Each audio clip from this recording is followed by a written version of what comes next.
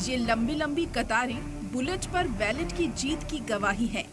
ये तस्वीरें जमहूरियत, कश्मीरियत और इंसानियत के ख्वाब की ताबीर हैं। कश्मीर में 18 सितंबर को रिकॉर्ड वोटिंग हुई। आवाम अपने कल का फैसला करने के लिए लाइनों में खड़ी दिखी।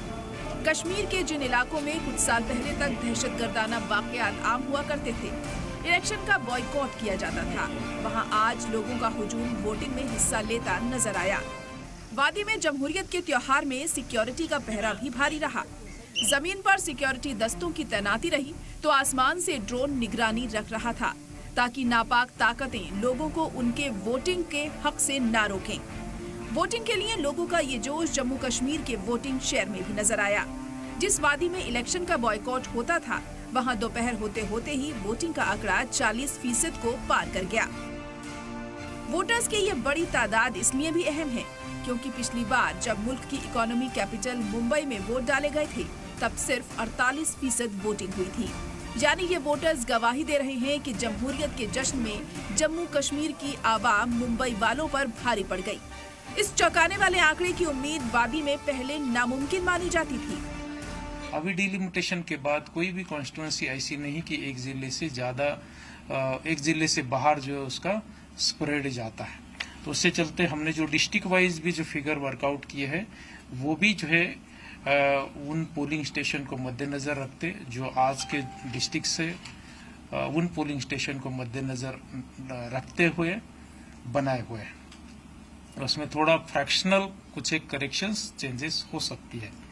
ब्रॉडर इसका पर्पस इतना ही है कि एक अंडरस्टैंड करना कि कितने परसेंटेज लोगों ने पार्टिसिपेशन किया है और कंपैरेटिवली पास्ट जो 1-2 डेकेड का जो कंपेरेबल पीरियड है उसमें ये परसेंटेज कहाँ फिगर होता है, पार्टिसिपेशन कितना परसेंटेज कितना रहता है, क्या वो हाईएस्ट है या सेकंड हाईएस्ट है या जो भी है। तो मेन पर्पस जो है उस पर्टिकुलर परसेंटेज अराइव करने का जेनरिक अंडरस्टैंडिंग है, ना कोई specific numerical statistical exactness. Article 370 के खत्म होने के बाद जम्मू कश्मीर में पहली बार इलेक्शन हो रहे हैं। वोटिंग शेयर में इजाफा वादी की सियासत में बदलाव का इशारा भी हो सकता है। बदलाव की इसी बयार में कौन बाजी मारेगा, ये तो 8 अक्टूबर को पता चलेगा। लेकिन हर पार्टी अपनी अपनी जीत के दावे कर रही है। किश्तवाड़ की बेटी जो उनकी अपनी बच्ची की तरह है, उसको पूरा आशीर्वाद देंगे, पूरा सहयोग देंगे। और जो हमारी भारतीय जनता पार्टी का जो नारा है, सबका साथ, सबका विश्वास, सबका विकास का, उसको अपनाते हुए किश्तवाड़ में भारतीय जनता पार्टी की जीत को है निश्चित करेंगे। वहीं पीडीपी भी मान रही है कि इलेक्शन में लोगों की भागीदारी तो बढ़ी है, लेकिन साथ ही अपने मुखालिफिन पर सियासी तीर छोड़ने से भी नहीं चूक रही। वहीं उमर अब्दुल्ला को कुर्सी और अपने बीच राशिद इंजीनियर नजर आ रहे हैं। बिल्कुल बिल्कुल, इंशाल्लाह, आई होप सो, बिकॉज पिछले 6 साल से यहाँ से बाबूडम चल रहा है। यहाँ लोगों के जो मसाइल है कोई हल नहीं कर रहा है। करप्शन इतनी है, धांधली इतनी है। एलजी एडमिनिस्ट्रेशन के अंडर आप देखिए कोई भी पोस्ट नहीं भरी है 2019 से। हमारे जो नौजवान लड़के हैं घर पे बैठे हैं, आप ड्रग्स में जा रहे हैं। So it's a good step and because they are showing their faith in democracy, I really appreciate that. It takes a lot for them to show faith after the way Delhi has undermined democracy here. Thank you. Waqar Rasool sahab कुछ ज्यादा ही frustrate हो गए हैं। अब election खत्म हो गया है, उनको चुपचाप बैठना चाहिए। 8 अक्टूबर का इंतजार करना चाहिए। लोगों का फैसला हमारे सामने होगा। बाकी रही बात उनकी अपनी तंजीम, जो उनकी कांग्रेस पार्टी है, उन्होंने उनके इन बयानों को पसंद नहीं किया।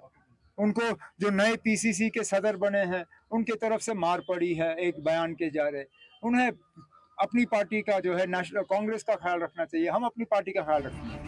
पुलवामा में माइग्रेंट कश्मीरियों के लिए वोटिंग का इंतजाम किया गया। उधमपुर में हाई सिक्योरिटी के बीच बड़ी तादाद में माइग्रेंट कश्मीरी पहुंच रहे हैं और अपने वोट का हक इस्तेमाल कर रहे हैं। इस मौके पर लोगों ने वोटिंग को लेकर खुशी का इजहार किया। जम्मू कश्मीर में पहले मरहले की वोटिंग हो गई है, अब 2 मरहलों की वोटिंग बाकी है। उम्मीद की जा रही है कि बाकी 2 मरहले पहले मरहले की वोटिंग का भी रिकॉर्ड तोड़ेंगे, जिसके बाद 8 अक्टूबर को पता चलेगा कि जम्मू कश्मीर की आवाम ने किस पर भरोसा किया है। ब्यूरो रिपोर्ट, सलाम टीवी।